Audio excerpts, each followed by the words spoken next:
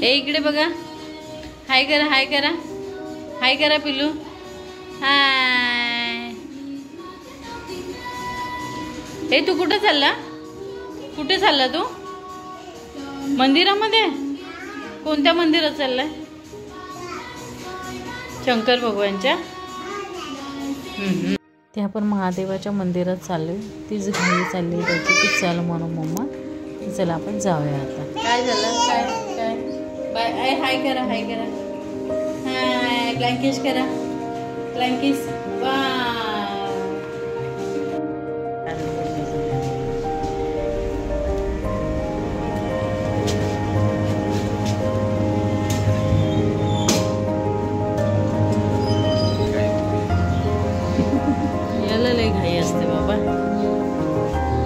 पिल्लू इकडे जायचे, पिल्लू इकडे इकडे इकडे इकडे जायचे. चल तिकडे, चल तिकडे, चल चला.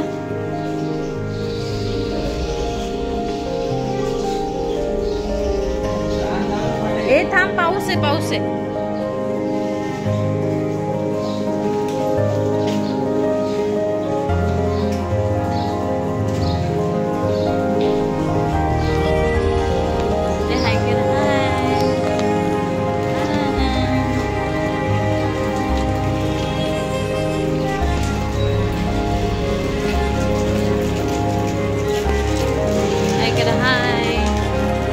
किस करा आशा.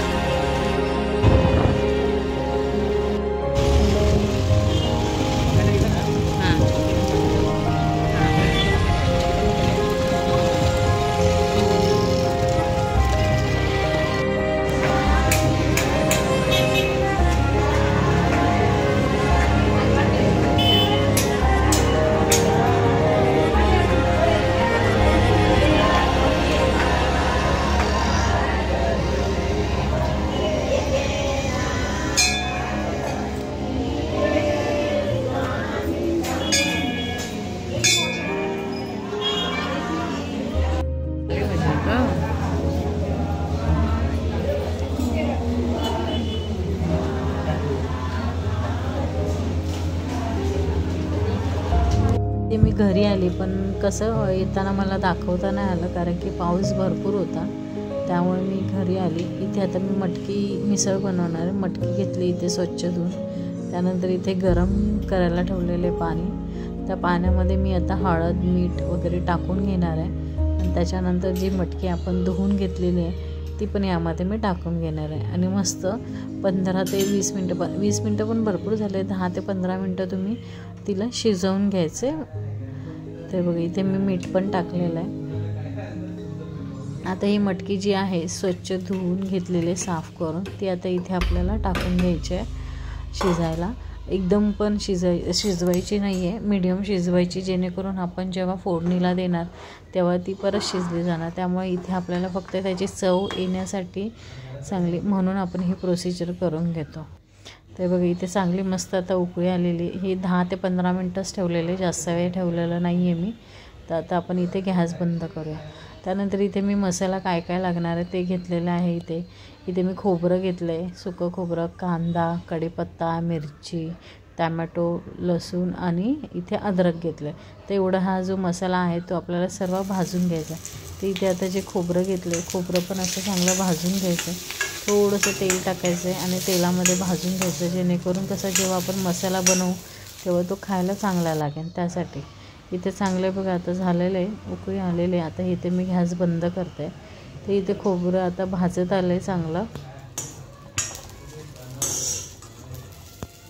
बघा इथे आता मी कांदासुद्धा घेतला आहे, तो पण चांगला परतून घेणार आहे. एकदम लालसर भाजून घ्यायचा आहे. थोडंसं एकदम तेल टाकायचं आहे. तुमच्या ह्याने टाकायचं टाकू शकता किंवा नाही. तर इथे बघा आता चांगला मस्त लालसर होत आला आहे आपला कांदा. याच्यामध्येच आपल्याला आता टॅमॅटो, मिरची वगैरे जे आहे, लसूण वगैरे हे सगळे याच्यामध्ये मी आता टाकून घेतलेलं आहे. ते सुद्धा असं चांगलं भाजून घ्यायचं आहे. जोपर्यंत टॅमॅटो असं एकदम नरम होत नाही तोपर्यंत चांगलं भाजून घ्यायचं आहे, जेणेकरून खायला चांगली चव येते. तर बघा इथे आता मस्त भाजलं आहे. थोडंसं एक नावाला थोडंसं असं मीठ टाकायचं आहे. अर्धा चमचा टाकलात तरी चालेल, कारण की कसं आपण शिजवताना पण मीठ टाकलेलं आहे ना त्यामध्ये, त्यासाठी. आणि याच्यात का मीठ टाकतो की चव येण्यासाठी आपल्या मसाल्याला, जो आपण बनवणार आहे ते. तर इथे बघा आता जरा टॅमॅटो पण असं चांगलं सॉफ्ट होत आलेलं आहे. तर इथे बघा आता मी मसाला काढून घेतलेला आहे. मसाला इथे बघा असं चांगला मस्त भाजून घेतला आहे. आणि खोबरं पण असं मीडियम भाजायचं आहे, जास्त भाजायचं नाही आहे. तर आता इथे आपण बारीक करून घेऊया. तर इथे खोबरं आणि कढीपत्ता थोडंसं मी बारीक करायला टाकला आहे. तर इथे बघा आता मिक्सरला आपलं मस्त बारीक झालं आहे खोबरं आणि कढीपत्ता. तर आता जे बाकीचं आहे कांदा वगैरे ते पण मी याच्यामध्ये मिक्सरच्या भांड्यामध्ये टाकून घेतलेलं आहे. तर हे बघा आता आपला हा मस्त मसाला बारीक झालेला आहे. तर चला आता याच्यासाठी काय काय चटणी लागणार आहे, म्हणजेच मसाले लागणार आहे. इथे मी धनापूड घेतली, कढीपत्ता घेतला आहे, लाल तिखट घेतलं आहे आणि इथे कांदा लसूण मसाला घेतला म्हणजे घाटी मसाला. तर इथे आता मी टोप ठेवून घेतलेलं आहे. टोपामध्ये आपल्याला तेल ओतून घ्यायचं आहे. तेल तुम्हाला थोडं स्पायसी हवं असेल तर त्याने हिशोबाने तुम्ही घेऊ शकता, कारण की मिसळला थोडीशी तरी असेल तर ती खायला चांगली लागते. त्यासाठी मी थोडंसं तेल जास्त टाकलेलं आहे. तर इथे आता मी कढीपत्ता पण टाकला आहे, तो चांगला तडतडून द्यायचा आहे. त्यानंतर जो आपण मसाला बारीक केलेला आहे तो पण आपण मस्त तेलामध्ये इथे परतून घेणार आहे. इथे थोडंसं आपल्याला इथे हिंग टाकून घ्यायचं आहे, थोडंसं टाकायचं, जास्त नाही. आणि जे आपण मसाले चटणी घेतलेली ते इथे टाकायचे आहेत, जेणेकरून कसं तेलामध्ये परतलं तर आपली जी तरी असते ती चांगली येते. म्हणून आपल्याला तेलामध्येच हे जे मसाले आहेत ते चांगले परतून घ्यायचे आहेत. हे बघा, जेणेकरून तरी चांगली येते त्यासाठी. इथे थोडीशी हळदसुद्धा टाकायची आहे,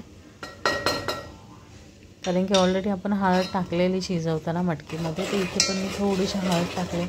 त्यानंतर इथे कोथिंबीर पण टाकायची आहे फोडणीसाठी, कारण की खायला जरा चांगली लागते, चव पण येते त्याला मिसळला आपल्या. इथे आता चांगलं मस्त झालेलं आहे परतून तेलामध्ये. तर आपण जो मसाला बारीक केलेला तो इथे टाकणार आहोत. तर चला आता इथे मसाला टाकून घेतलेला आहे मी. हा पण चांगलं तेल सुटत तोपर्यंत तुम्हाला परतून घ्यायचं, घाई करायची नाही. जेवढं तुम्ही परतून घेणार तेवढं ते खायला चविष्ट लागेल आणि तरी पण चांगली येते. तर इथे बघा ऑलमोस्ट आता थोडी थोडी तरी यायला लागले. तर इथे आपण जे आपली मटकी शिजून घेतलेली ती अख्खी आपण इथे ओतून घेणार आहे. पाण्यासकट ओतायची, कारण की त्या पाण्यामध्येच चव असते मिसळची.